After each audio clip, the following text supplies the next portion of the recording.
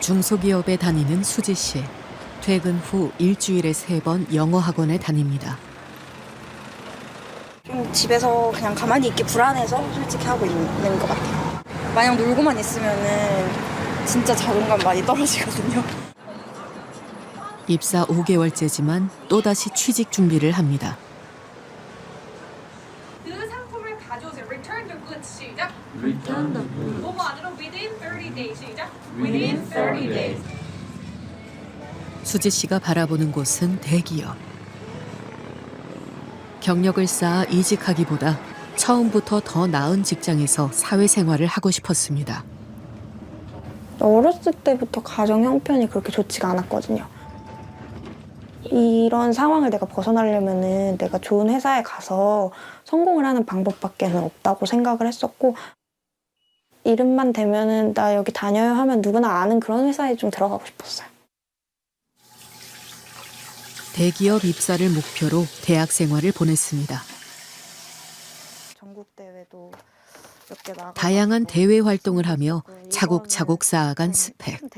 합격의 문턱에서 기대에 부푼 적도 있었습니다. 보통 회사들 입사 컷 진짜 너무 좋아서 그때 막 소리 지르고 막 눈물 나고 막 그랬던 것 같아요. 최종 합격이 아닌데도 약간 여기를 편집해가지고 최종 합격을 축하드립니다 이걸로 제가 이렇게 만들어서 제 배경화면으로 막 해놓고 그랬거든요. 뭐 아직 최종이 아니니까 올리진 않았어요 어디에.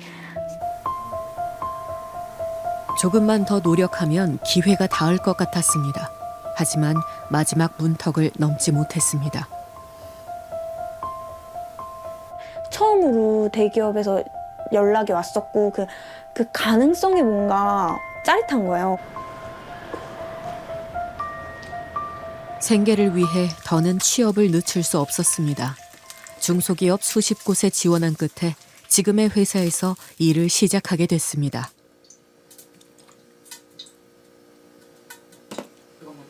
좀 작은 회사다 보니까 구내식당이나 이런 게 없는데 식대 지원이 되긴 하거든요. 근데 좀 요즘 물가에 맞지 않게 좀 되게 적은 돈이어서 돈을 조금이라도 아끼고자 집에서 맨날 이렇게 싸가고 있어요. 현실에 안주하고 싶진 않습니다. 하지만 원하는 미래에 닿을 수 있을지 불안감이 밀려옵니다. 지금 저를 보시면 아시겠지만 저는 그냥 제 작은 회사에 다니고 있잖아요. 그래서 조금 더 좀 힘든 것 같아요. 내가 이렇게 열심히 했는데 결과는 결국 이거네. 우리나라는 대기업으로 대표되는 1차 노동시장과 중소기업으로 대표되는 2차 노동시장으로 일자리가 양분됩니다. 80년대만 해도 큰 차이가 없던 두 집단의 임금 수준. 하지만 근래 들어 중소기업의 임금은 대기업 대비 66%로 격차가 벌어졌습니다. 턱없이 부족한 양질의 일자리. 1차 노동시장은 전체 일자리의 10%에 그칩니다. 청년들 또한 10명 중 3명은 비정규직, 10명 중 6명은 30인 미만 사업체에서 사회에 첫 발을 내딛습니다. 한번 들어간 다음에 더 좋은 일자리 상향 이동을 쉽게 할 수 있으면 사실 처음에 중소기업에서 일하는 것을 뭐 전혀 꺼려하지 않을 텐데 사실 현실적으로도 한번 중소기업에서 일자리를 시작했을 때 이동하기가 쉽지는 않기 때문에 그래서 청년들이 1차 노동시장에 진입하기 위해서 오랜 시간 이제 시험 준비를 한다든지 이제 이러한 모습들도 많이 나타내고 있었고요. 이런 현실 속 한때 공무원 열풍이 불었습니다. 안정적인 직장을 갖기 위해 취업준비생 10명 중 4명은 공무원 시험에 뛰어들었습니다. 하지만 현재는 분위기가 달라졌습니다. 공시생의 메카로 불리는 노량진 학원가. 예전과 달리 거리가 한산합니다. 불과 10여 년 만에 생긴 변화라고 합니다. 우리가 거의 10년 전에는 저 위에 서 있거든. 학생들이 엄청 많았잖아요. 다 학원 가라. 버스가 엄청 한 7, 8대석 서 있었거든. 시험 보는 애들 그래 한꺼번에 다 태갖고 가는 저기라서. 그런데 지금은 그런 거 구경하자 해도 할 수가 없는 것 같아. 공무원을 바라보는 인식이 달라지고 있습니다. 10여 년 전만 하더라도 90대 1이 넘었던 구급 시험 경쟁률. 하지만 지금은 21.8대 1, 4분의 1 수준으로 떨어졌습니다. 왜 이런 변화가 생긴 걸까? 일주일에 한두 번 친구들과 합주를 즐깁니다.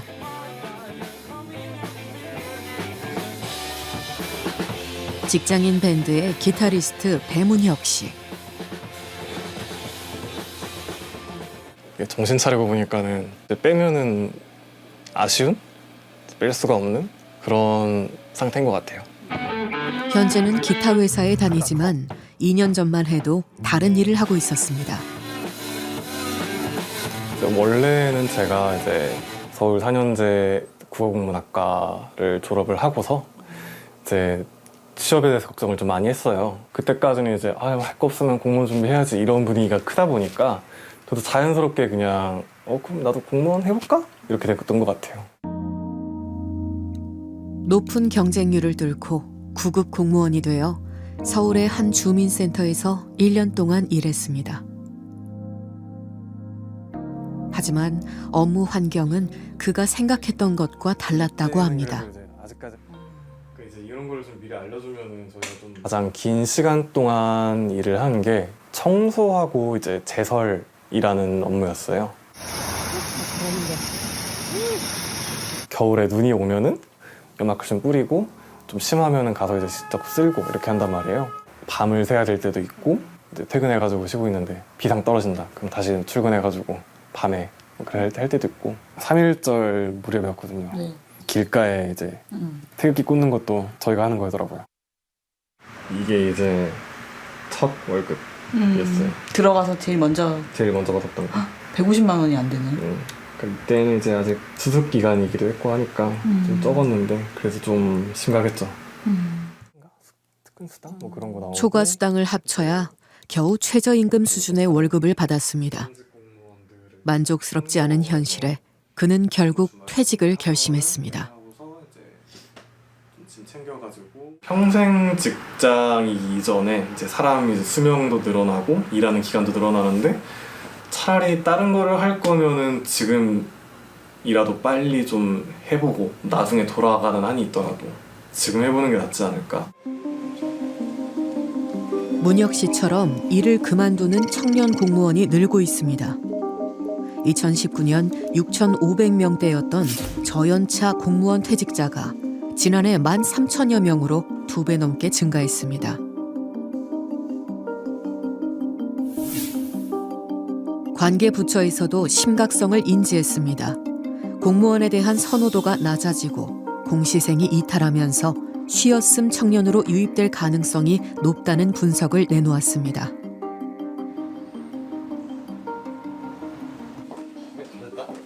충주시청의 시정 홍보를 담당하는 김선태 주무관. 공직사회의 이단아로 불립니다. 공무원의 현실을 풍자한 그의 영상이 큰 인기를 끌면서 그는 일약 스타 공무원이 됐습니다. 하나, 둘, 셋. 하나, 둘, 셋. 하나, 둘, 셋.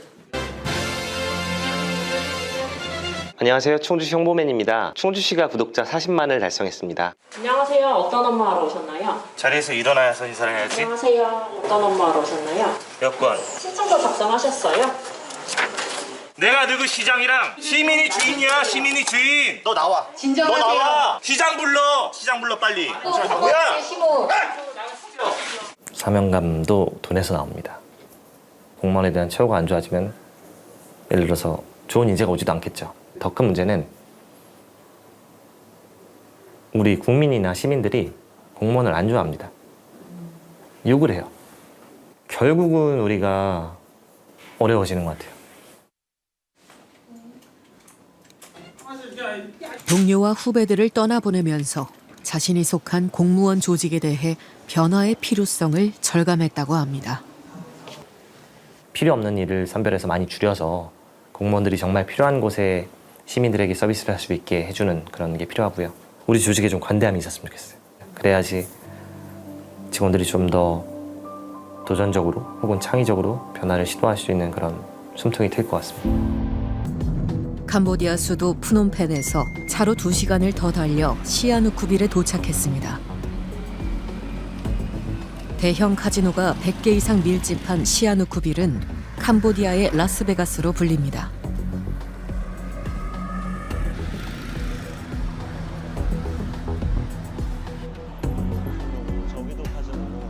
지금 보면 여기도 카지노고 저기도 카지노고 여기도 카지노 건물이고 저기도 카지노 건물이고 그리고 여기도 카지노를 짓고 있어요, 새로.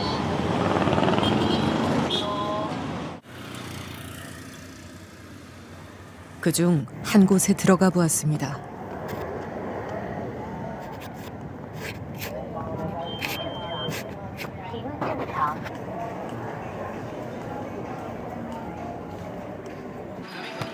입구에는 슬롯 머신이 눈에 띕니다. 언뜻 보면 여느 카지노와 다를 바 없어 보이는 이곳.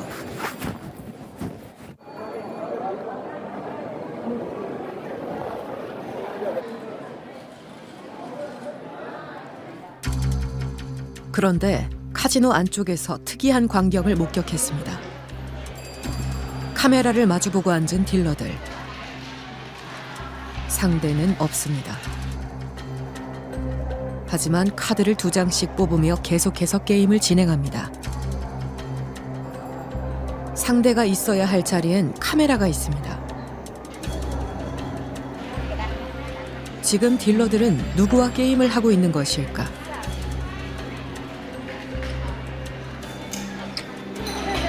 카지노의 손님에게 물었습니다. 선생님 여기 자주 오세요? 우리야, 씨, 여기 살아. 한 달, 2달씩. 여기 뭐 카메라 있고. 아, 그건 이제 영상으로 여기 있고, 한국인데. 그게 여기서 해서 한국에서 거는 거예요? 그렇지, 한국도 온라인으로 사이트에서 신축이 해주면은, 거기서 이제 사이트 들어가고. 카지노 곳곳에 붙어있는 온라인 사이트 주소. 스마트폰으로 접속해 보았습니다. 바카라 게임에 오신 것을 환영합니다. 주저하지 마세요. 카지노가 운영하는 온라인 도박 사이트였습니다. 한국어도 지원하고 있습니다. 오신 것을 환영합니다. 또 다른 카지노.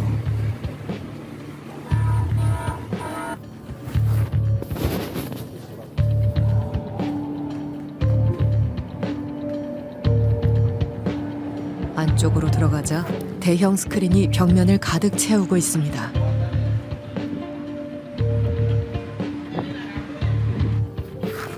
바카라 송출실이 모여있는 이곳, 방송국을 방불케 합니다. 캄보디아 카지노에서도 온라인 바카라 송출은 불법입니다.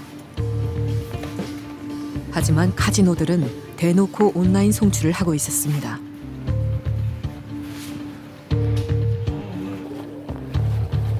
옆방에는 카지노 테이블이 마련되어 있습니다. 그러나 손님은 거의 없었습니다. 시간당 매출액이 없는데, 그래도 유지가 없다. 모르겠습니다. 송출이죠. 김사내입니다, 이게. 카지노들은 온라인 송출 장비로 임대업도 합니다. 카지노에 기계를 납품하고 시설을 설계해온 한 한국인 사업가를 만났습니다.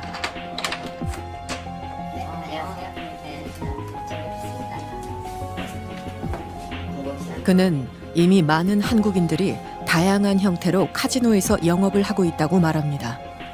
시아누쿠빌에 예를 들어서 뭐 100개의 카지노가 있다라고 하면 몇 퍼센트가 한국인 불법 운영자들이 들어가 있나요? 거의 95% 이상. 손님이 와서 만불, 시간당 만불 베팅이 안 나오는 카지노가 거의 99%입니다. 네. 거기에 딜러 맞춰놓고 놀릴 수 없잖아요. 한국 사람한테 임대를 주면서 진짜 허름한 카지노는 테이블당 4,000달러, 뭐 비싸게는 5,000달러 그 조건으로 임대를 내주고 매출액에 대해서 몇 프로를 쉐어한다. 그런 조건으로 들어가는 게 좀 그래도 규모 있는 카지노의 원칙입니다. 한국인이 운영하는 온라인 도박 업체는 어디에 있을까? 그중 한 곳을 발견했습니다. 여기도 제가 수소문을 해보니 한국인 사장님이 운영을 하고 계신 사이트라고 합니다. 한국 시간 자정 700명이 넘는 사람들이 접속해 있습니다. 영상은 어느 카지노에서 송출되고 있는 것일까? 어렵게 해당 사이트의 한국인 사장과 연결이 되었습니다.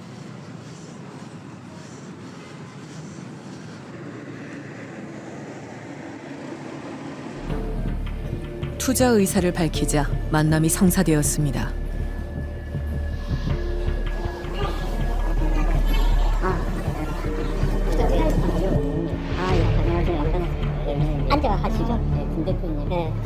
그는 이곳에 한층 전부를 임대했다고 합니다. 저 위에가 최고 돈이 되는 거죠. 저 위에. 네, 같은 층원도 있죠. 저 안에서 지금 하고. 아, 저기서. 네, 24시. 송출실은 커튼으로 가려져 있습니다. 지금 현장에서 한번 보여줄게요. 옆 건물에도 바카라 송출 스튜디오가 있었습니다. 여기서 지금 온라인으로 실시간으로 송출하고 있네요.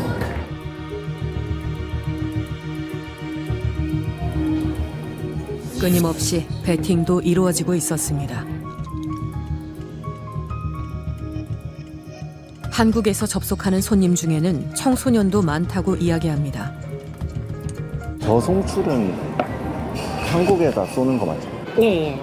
만약 한국으로 보내서 한국 애들이 돈 걸고 하는 걸 우리가 먹는다는 거죠? 그렇죠. 연령 상관없이 다. 상관없죠.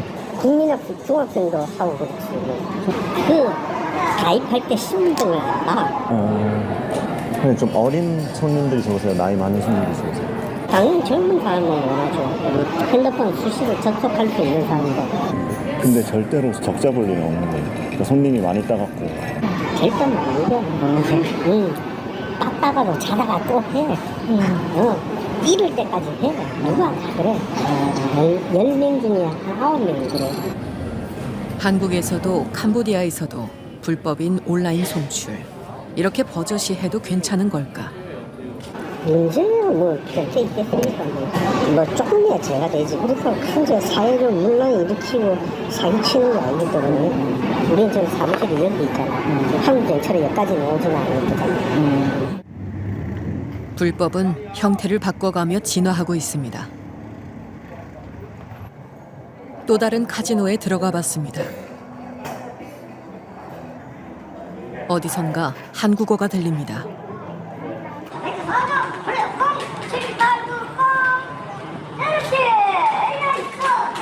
한 바카라 테이블이 소란스럽습니다. 유튜브 로고가 눈에 띕니다. 이곳 현장이 어디론가 실시간으로 중계되고 있었습니다. 2,000원이요. 그렇게 이때도 나오고요. 자, 일단은 우리 사장님들 생바로 한번 진행해 보도록 할게요. 가볍게 200 스타트로 한번 플레이. 유튜브를 통해 바카라를 중계하면 이를 본 시청자들이 댓글로 배팅을 합니다. 그래도 저보다는 부자네요. 저는 한국에 있는 사람을 대신해서 도박을 해주는 대리도박 유튜버들입니다. 그럼 이거 방송하려면 여기에 뭐 허락 받고 해야 됩니까? 자, 방송을 한다 그러면 일단 방을 준다. 방을 줘요? 그럼 네가 여기서 묵으라고 해야 될 거 아니야. 아니 호텔방 같은 호텔방, 예. 한 달에 얼마나 가져가세요? 5,000불 정도 보면 5,000불이면 적게 버는 건데. 훨씬 더 돈 잘 버세요? 돈 여기 서열 1위 아이가. 아, 진짜요? 한 달에 한 2만 불 넘게 벌지.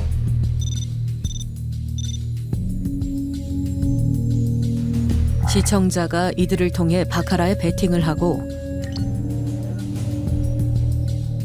손님이 돈을 잃으면 그 돈의 일부를 유튜버가 나눠갔습니다. 근데 이거 요즘 집중 단속이다 뭐다 해갖고 그런 상관없어. 상관없어? 이기는데 어떻게 단속을? 시아누쿠빌에 있는 카지노는 100여 개.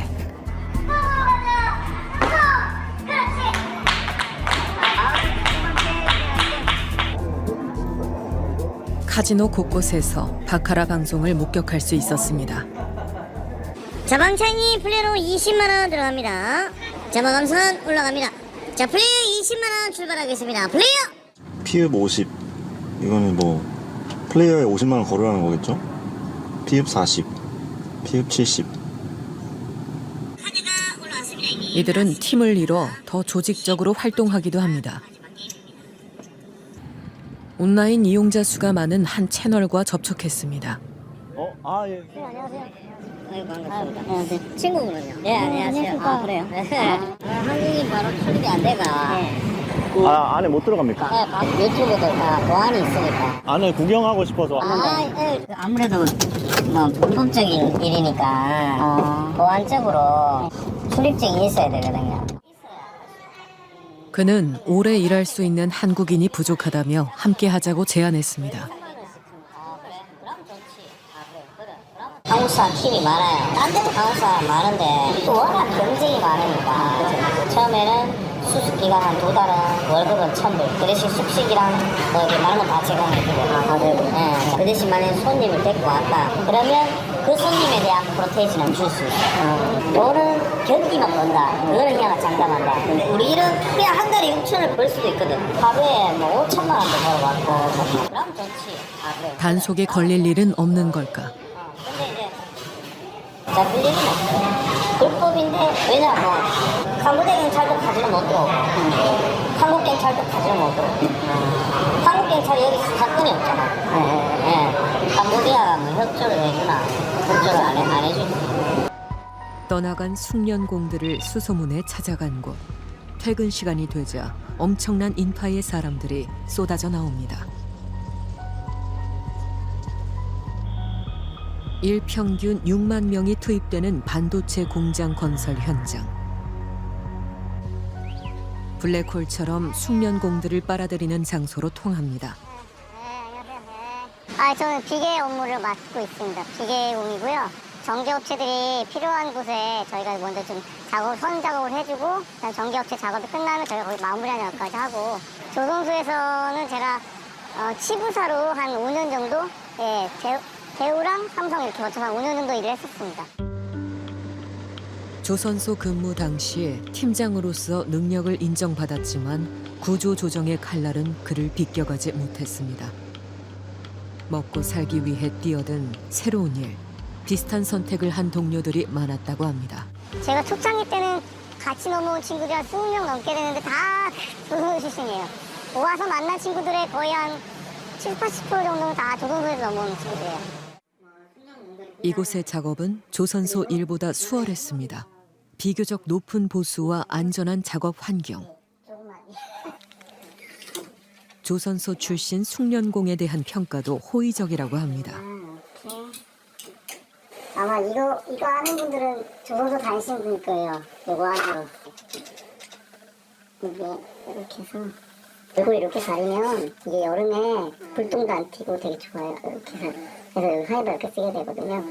이게 조선소에서만 주는 거예요? 지금 제가 알기로는 조선소에서 받았었어요. 여전히 간직하고 있는 당시의 작업복. 좋았던 기억도 많다고 합니다.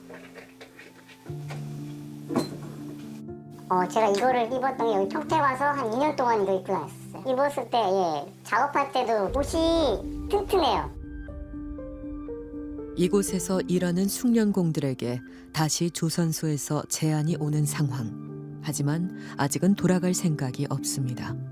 네, 전화 왔을 때 14만 원 얘기를 하더라고요. 그래서 그건 너무 적지 않냐고 얘기했어요. 7년 전에 저는 받았을 때 금액하고 똑같은 금액을 지급받았거든요, 처음에. 지금 현재로서는 만약에 완전히 고독이 무너지지 않는 이상, 물량이 완전 죽지 않는 이상은 안 갈 것 같고요. 근데 만약에 가게 된다면 일단 기본적으로 아까 단가 부분들이 회복이 돼야 되고 그다음에 그런 복지가 보장이 돼야지만 돌아갈 수 있지 않을까 그렇게 생각이 듭니다. 선박 블록을 전문으로 제작하는 곳. 지금 이제 만들고 있는 요 부록은 선미 부록인데 그 배 한 척에 하나씩 들어갑니다. 이게 그러면은 지금 현재 7개 만들고 있으니까 7척분이죠. 3년치 수주 물량을 확보하며 생산량을 늘려가고 있지만 작업에 고충이 많다고 합니다. 사람 한 명이 겨우 들어갈 만한 좁은 내부. 제작진이 직접 들어가 봤습니다. 이거 공간이 안 나오는데요? 우와, 이게 너무 엄청 좁아요. 우와. 이런 판들이나 이런 것들이 다 연습한 흔적인 것 같아요. 똑바로 서 있기조차 힘든 좁고 굴곡진 공간. 한 척의 배를 만들기 위해 100여 개의 블록을 정교하게 이어붙여야 한다고 합니다. 하나하나 여기 안에서 다 작업을 하는구나. 경험의 축적이 중요한 분야. 아무나 쉽게 작업할 수 없는 고난이도 업무입니다. 뜨거운 열기에 맞서 장시간 불편한 자세로 일해야 하는 숙련공들. 그들의 손끝에서 선박의 품질이 완성된다고 합니다. 만약에 용접이 결함되게 되면 아까 들어가 봤지만 다시 다 파내야 되거든요. 근데 용접하는 것보다 파내는 게 더 힘들어요. 그래서 숙련공들이 필요합니다. 특히 이제 우리같이 이렇게 선수 선미 부러운 숙련공들을 안 쓸 수가 없어요.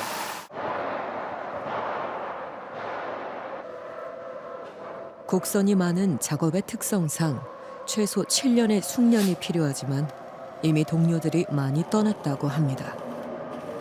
지금 조선에 있는 남아있는 사람들은 거의 없어요. 많이. 한 50% 남고 50%는 이제 나이가 먹어가고 은퇴하신 분들, 그중에 한 10% 정도는 이제 직종을 아예 변경해서 이직을 해버렸죠. 조선소의 일은 자동화가 쉽지 않아 대부분 수작업으로 이뤄집니다. 전남 지역에서 부족한 숙련공의 인원은 2천여 명. 물이 들어왔지만 노를 저을 사람이 없는 상황이라고 합니다. 업체마다 인력 부족을 호소합니다. 선박 부품을 도장하는 작업. 지금 이제 이것은 배에 들어가는 핸드레일입니다. 녹슬기 쉬운 재료와 환경, 일정한 두께의 차단제를 바르기 위해 사람의 손길이 필요하다고 합니다. 몇 겹이나 발라요? 보통 3회 도장, 4회 도장 그렇습니다. 부식을 방지하기 위해서 특별히 도장이 배의 가장 중요한 부분 중에 하나입니다.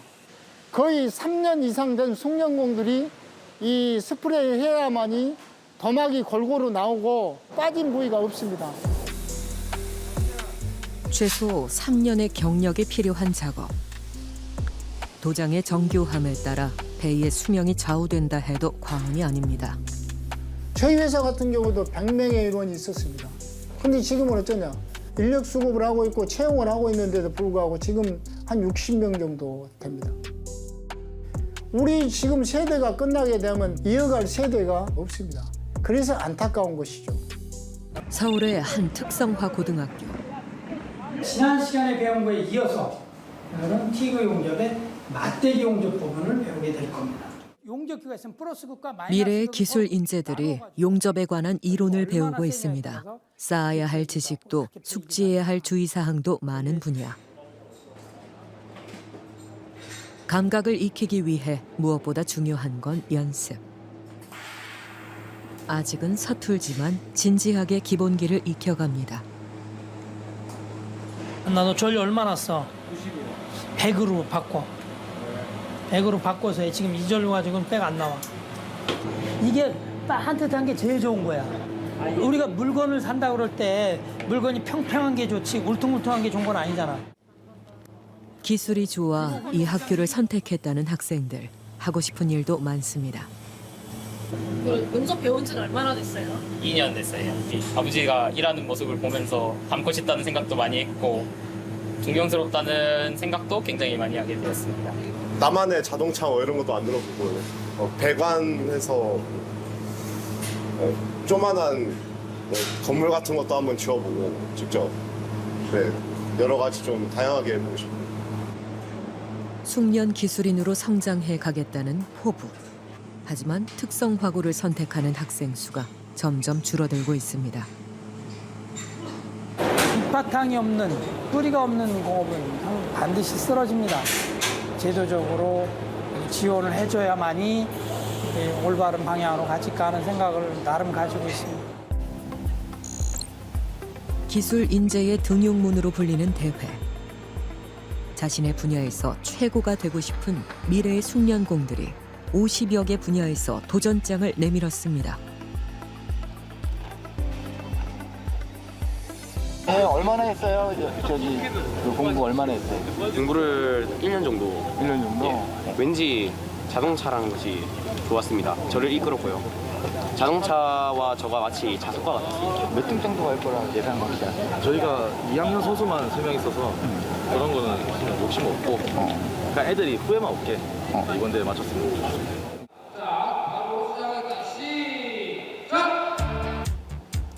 주어진 시간 안에 자동차 정비를 끝내야 하는 과제.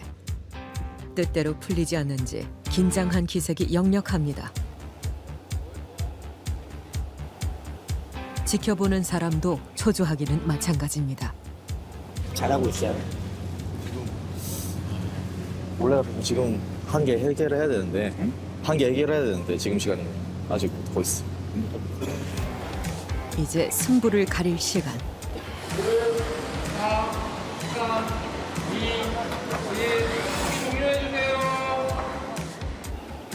과연 최선을 다한 결과가 나왔을까? 잘했어요, 근데. 잘못했어요. 못했어요? 왜요? 뭐 어떤 거? 지금 일찍 끝난 것 같은데? 네. 근데 일찍 끝나면 안 좋은 거. 아, 잘했어요? 예, 기대에 충족하지는 못했지만 저희 선생님과 뭐 기대도 안 하셨을 수도 있지만 일단 좋은 결과를 거두지 못했지만 전 최선을 다했다 생각합니다. 저희를 도와주시는 선배님이 한 분 계십니다. 제가 진짜 존경하는 선배님이신데 그분 따라서 저도 자동차 업계에서 탑을 한번 유지해 보려고 합니다. 아쉬움이 많이 남는 참가자들. 실수를 많이 한 것 같아요. 실수. 근데 끝까지 한 게 중요한 거 아니겠어요?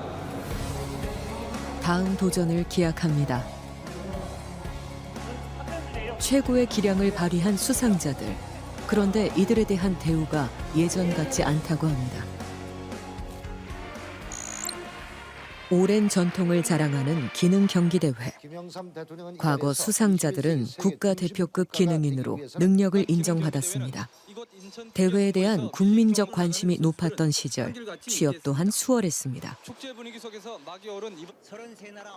특히 국제대회에서 우승한 선수들은 많은 혜택을 받았습니다. 이런 분위기 속 19차례나 종합 1위를 차지했던 대한민국. 하지만 상황은 달라졌습니다. 당장 국내 대회에 출전하는 학생 수가 점차 줄어드는 추세. 숙련공으로 커나갈 수 있는 실질적인 지원도 많지 않다고 합니다. 그럴 때는 좀 웅장하고 좀 그래도 이렇게 참여를 해서 보면 그래도 진짜 전국대회하고 세계대회 출전하고 하면은 인기가 많았던 걸로 기억을 하는데 이렇게 해마다 이렇게 와서 느끼는 건데 점점 추세가 줄어들고 있는 추세입니다. 실질적으로 아이들이 전국대회에서 입상을 한다고 해도 입상 경력을 가지고 취업을 하는 데 큰 도움이 되질 않는 것 같아요.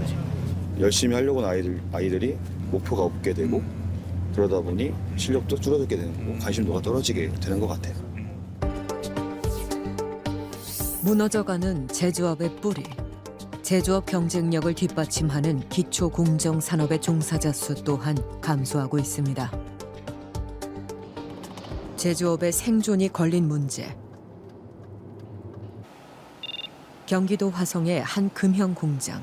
기계 부품의 틀을 제작하는 곳입니다.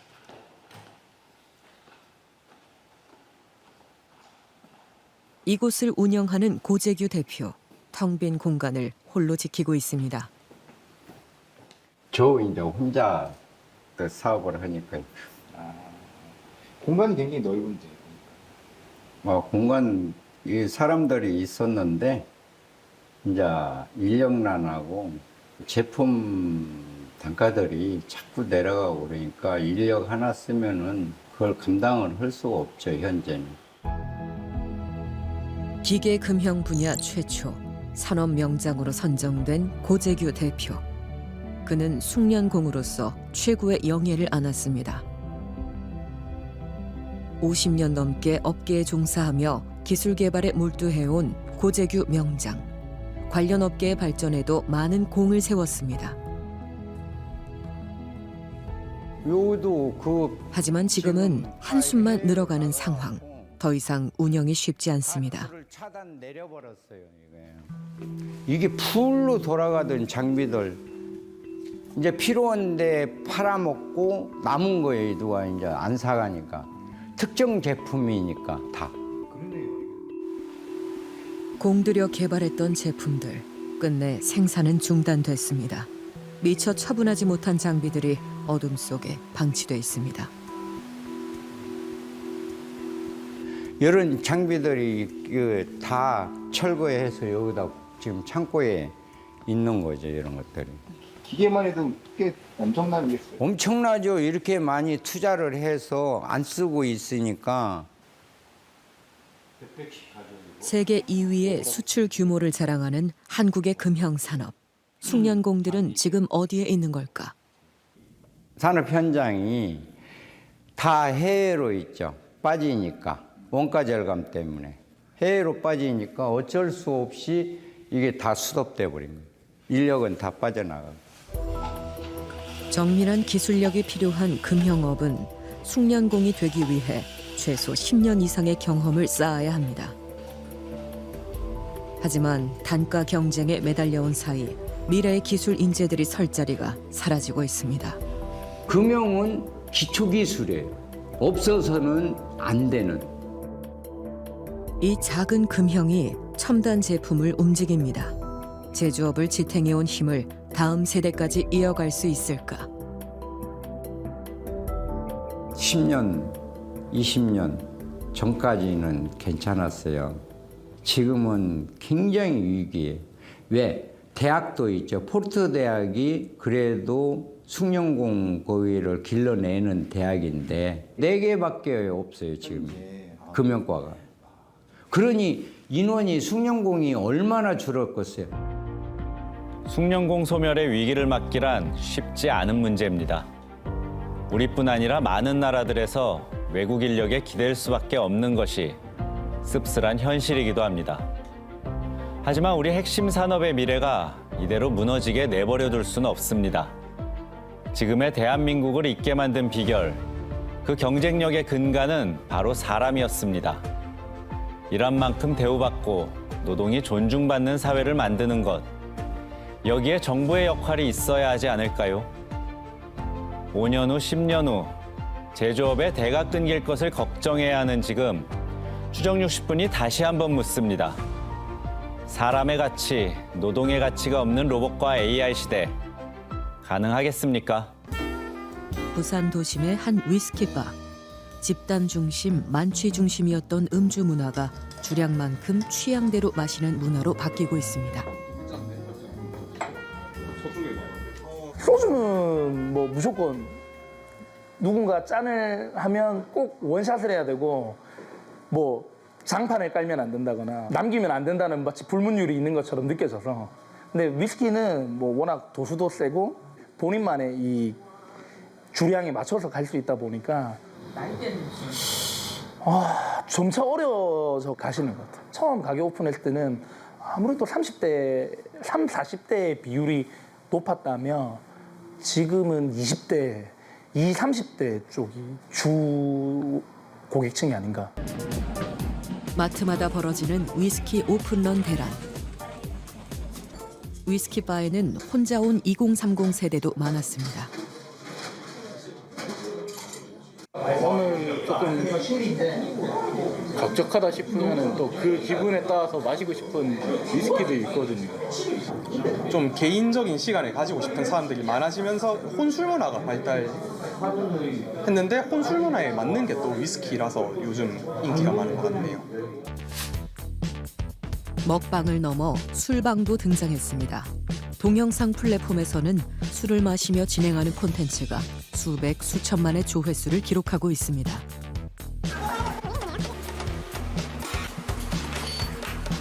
소맥 한 잔밖에 못 마셔요. 짠!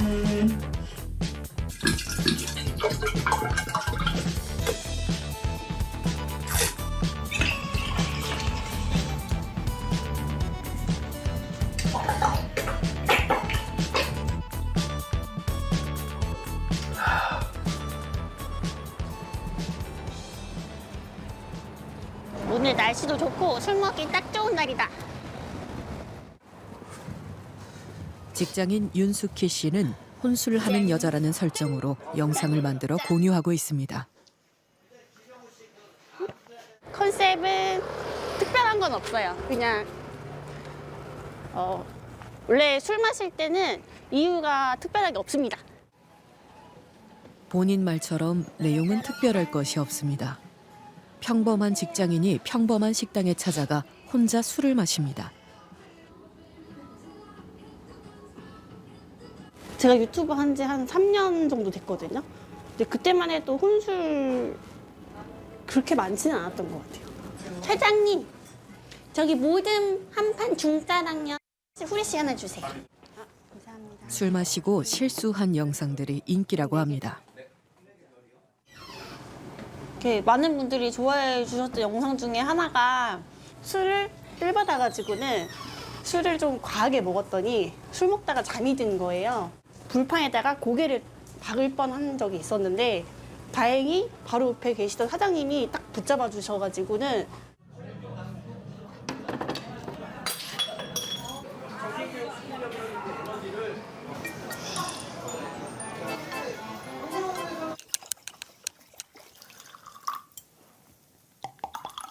평범하게 생겼는데 평범한 듯 하면서 평범하지 않은 그런 또라이 같은 모습을 좋아하는 것 같아요. 그의 구독자는 18만 명이 넘습니다.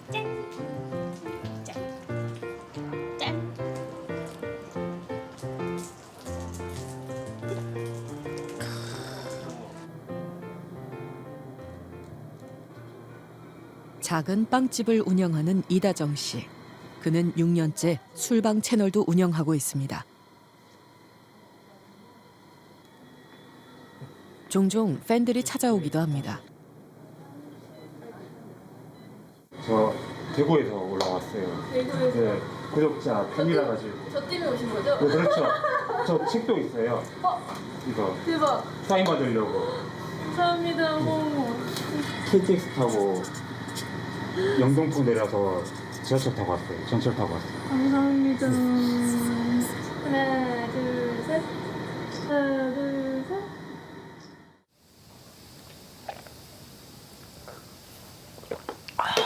약간 분위기가 좀 멜랑콜랑해가지고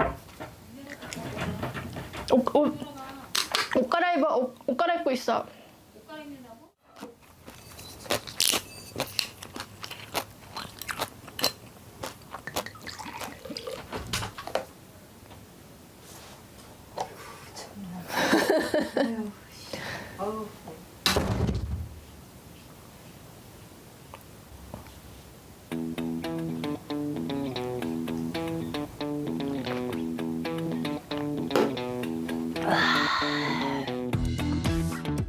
노처녀, 파견 계약직, 혼술이라는 정체성으로 방송을 시작했습니다.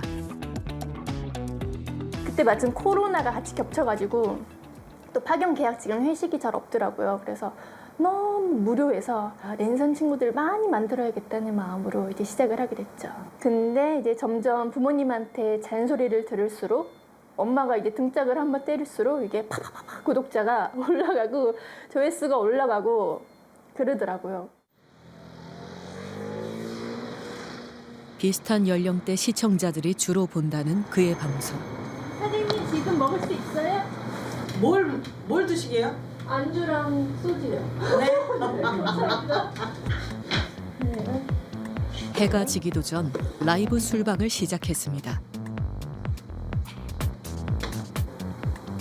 여기 지금 최종 60분에서 촬영하고 계세요. 혼자 술 먹는 방송이 인기를 얻는 이유는 무엇일까? 되게 술방 콘텐츠를 보실 때 왜 보시는지랑 뭐 하시면서 보시는지 궁금하거든요. 같이 소주 한잔 하려고 합니다. 장본이 술하면서 봅니다. 달콤이님 혼술할 때 같이 먹는 기분. 신세 한탄 힘드니까 보면서 공감해서 보는 거. 저 현생은 너무 힘들죠. 댓글이 엄청 달리더라고요. 저도 혼술할 때 언니 영상 봐요. 누나 영상 봐요. 혼술이 혼술 같지 않은 느낌? 그냥 정말 이 상대방이랑 같이 먹는 느낌? 요즘 청년들이 마음 터놓을 수 있는 그런 관계가 좀 부족하지 않나. 혼술은 더 이상 새로운 현상으로 느껴지지 않을 만큼 일상이 되었습니다. 코로나 이전과 이후를 비교한 조사에 따르면 친목이나 회식은 급감하고 혼자 마시는 음주 형태가 급증했다는 것을 알 수 있습니다. 보통 예를 오시면은 3가지 물어보거든요. 혼자 마신 적이 있어요? 또는 몰래 마셔요?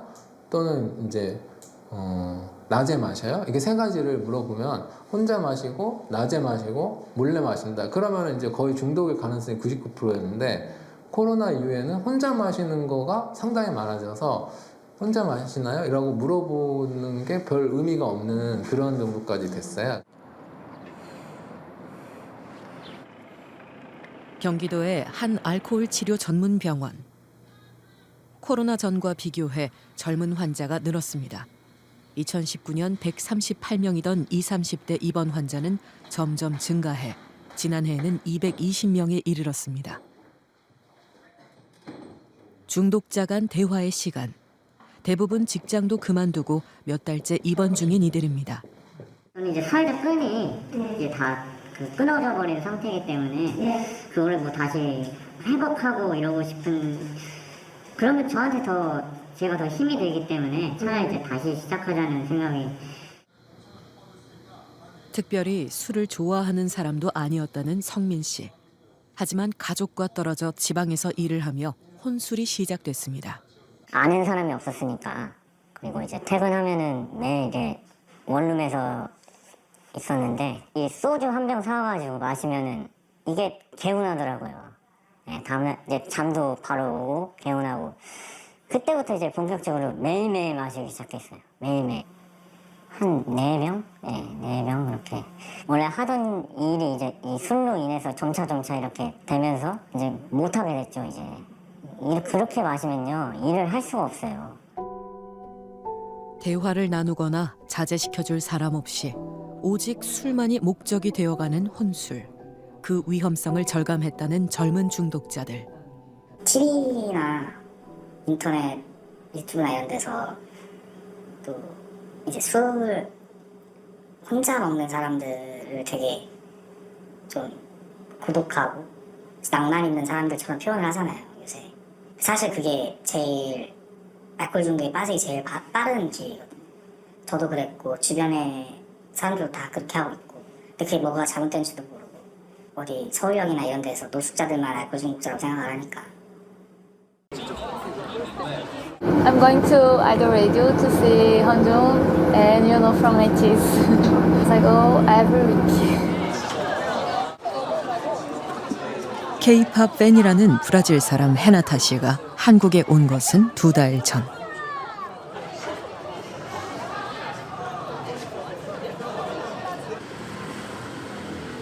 공개 방송이 끝나고 숙소로 돌아가는 길. 헤나타 씨는 신촌의 한 고시원에서 지내고 있습니다. 샤워실이 딸린 이 고시원은 숙박 공유 웹사이트를 통해 찾았다고 합니다. 월세는 65만 원. 좋아하는 가수의 공연도 보고 K-팝 댄스 학원에도 다니며 한국 생활을 즐기고 있습니다. 대학에서는 연기를 전공했다고 합니다. So I play in a musical. Here's all the cast. There's a lot of videos from class, like this one.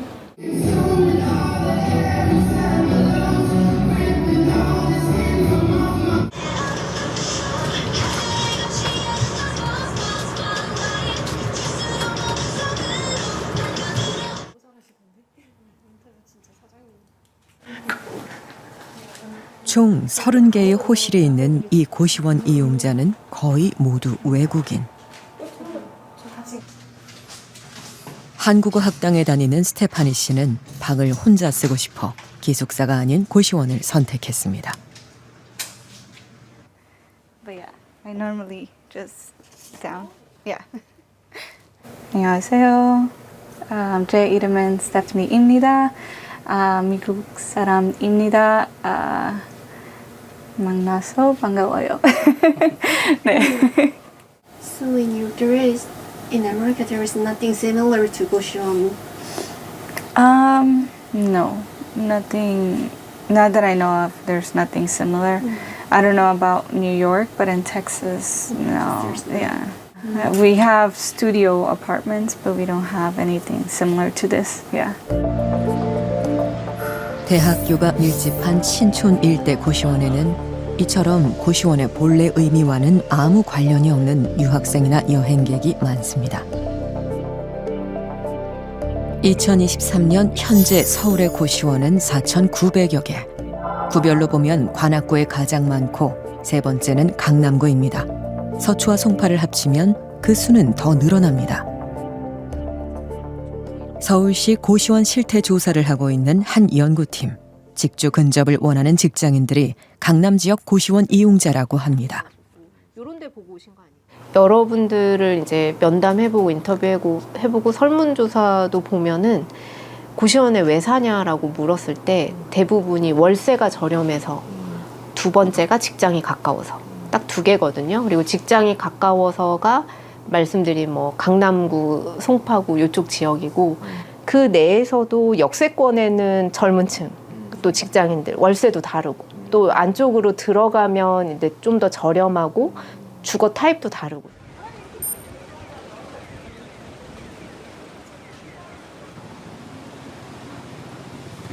퇴근 시간이 다가온 강남역.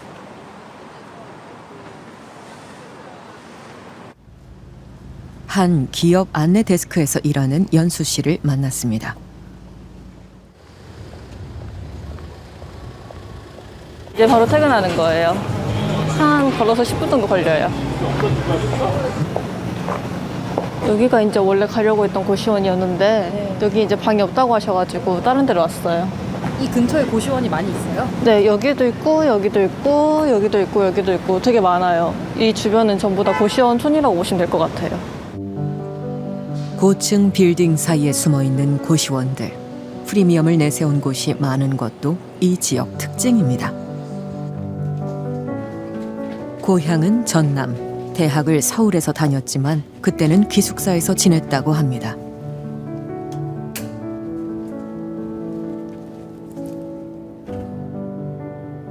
취업을 하면서부터 고시원 생활을 시작했습니다.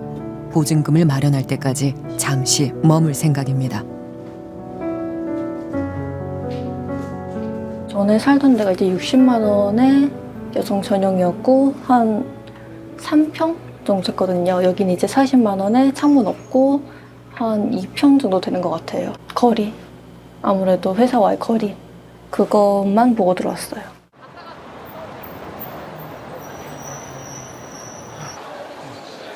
IT 회사에 다니는 종백 씨의 퇴근길.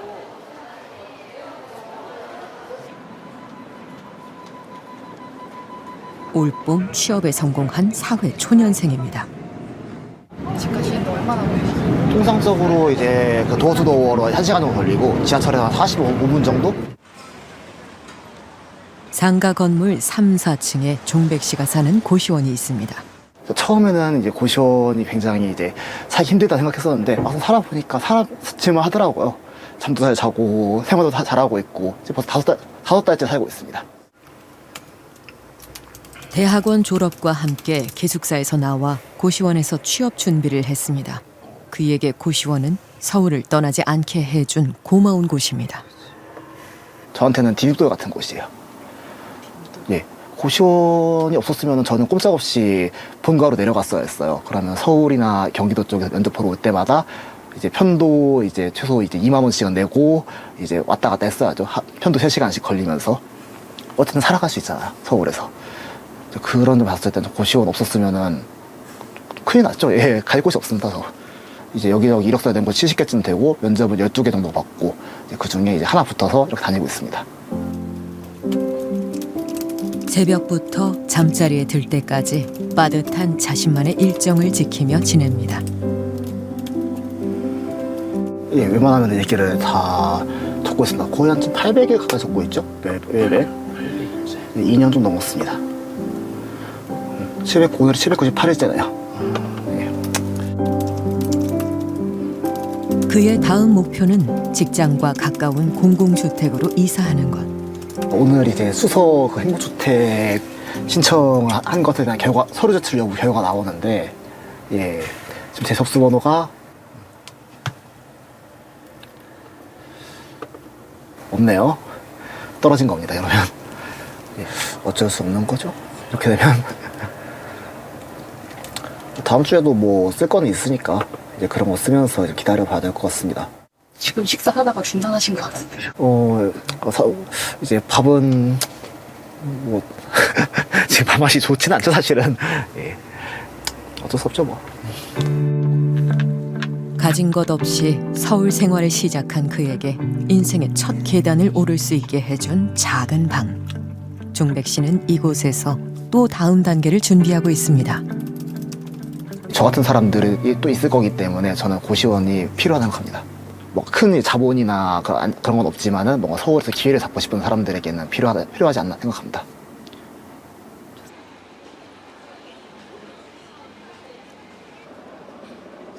배달라이더 준호 씨는 10년 전 일자리를 따라 서울에 왔습니다. 프로그래밍을 전공했지만 고향에서는 직장 구하기가 쉽지 않았다고 합니다.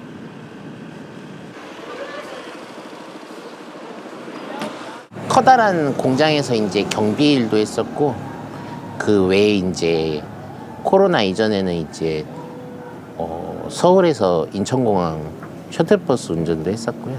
정규직 일자리 구하는 게 생각보다 쉽지 않더라고요. 적어도 새벽 1시까지는 일하는 것으로 스스로 정했습니다. 연고는 없지만 기회가 있는 서울.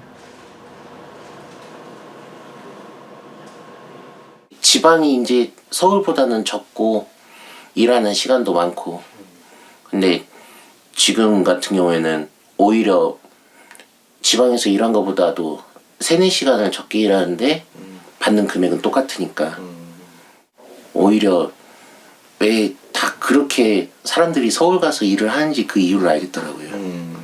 고시원이 그나마 방값이 저렴하니까. 그래서 고시원 생활을 조금씩 시작하는 것 같아요. 준호 씨에게 고시원은 그저 견디는 곳이 아니라 기회의 공간입니다. 어떤 상황이건 간에 자기가 선택한 거에 그냥 최선을 다하면 분명히 좋은 결과는 있지 않을까. 저는 그 생각을 하고 고시원 생활을 시작한 거기 때문에 진짜 다 아무리 막 좁은 방에서 더우면서 힘들게 산다고 너무 그렇게 생각을 안 했으면 하는 바람.